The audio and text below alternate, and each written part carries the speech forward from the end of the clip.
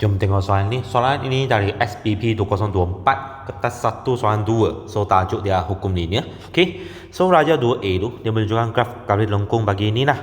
So raja 2B menunjukkan graf kali lurus yang diperoleh daripada apabila bersama yang tadi tu diungkapkan dalam bentuk linear. Okey. Y sama dengan 4x plus C.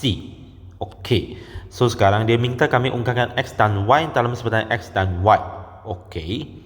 So kami tengok y sama negatif 2x square plus 4. Okay. So dia punya kejuruan adalah m dia adalah 4 lah. So lagi dia punya c adalah negatif 2 sini.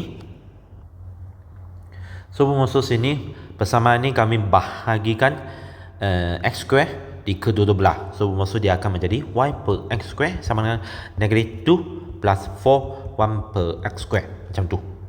So bermaksud sini kamu akan dapat y besar sama dengan y per x square.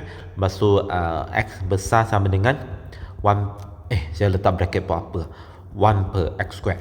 Okay, B tu cari kejuruan graf pada pada graf pada raja 2B. Okay, so ini tak payah, ini kamu boleh terus dapat dah, sebab dia suap beri kamu bentuk macam ni kan. So dia punya kejuruan adalah 4.